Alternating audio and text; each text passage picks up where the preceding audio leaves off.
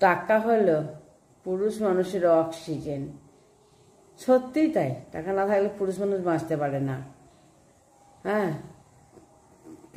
তখন পুরুষ মানুষটা কী হয় বলুন তো, একটা জীবন্ত লাশ। কারণ তখন তার সম্মান থাকে না, তার কণ্ঠে হারিয়ে যায়, কণ্ঠ সত্যি কথা হারিয়ে যায়। হ্যাঁ, তার ভালোবাসার কোনো মূল্য থাকে না। সে যতই পরিশ্রম করুক না কেন, যতই ত্যাগ করুক না কেন, টাকার অভাব সবাই তার যোগ্যতা নিয়ে প্রশ্ন তোলে। কারণ সমাজ শুধু পুরুষের আয়ের হিসাব রাখে, তার কষ্টের নয়।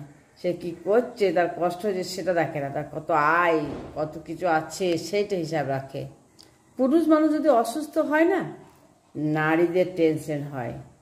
আর নারীরা অসুস্থ হলে পুরুষরা খুব বিরক্ত হয়, হয় না বলুন? সত্যিই হয়, এটা একদম ফেলার কথা নয়। কিসের বৃদ্ধাশ্রম ভাই? বিয়ের পরে মেয়েরা যেভাবে শাশুড়ি জ্বালা সহ্য করে, কোনো বউ যদি আশ্রম থাকতো না, মেয়েরা স্বেচ্ছায় নির্বাসিত হয়ে নিত। ঠিক কিনা বলুন তো?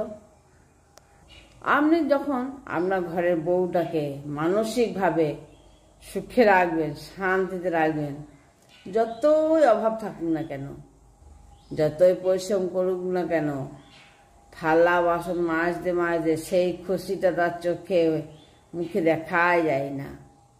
সে আনন্দ আছে, হ্যাঁ, সুখে আছে, সেই তাকে দেখা যায় না।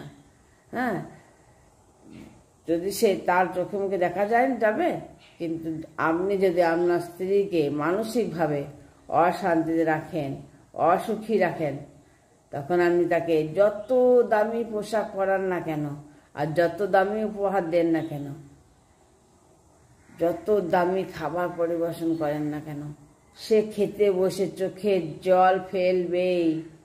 হ্যাঁ, তাতে সুখ নেই। ভালো পোশাক, ভালো খাবার, ভালো কিছুই নাই। এটাই কিন্তু সত্যি, এটাই কিন্তু বাস্তব।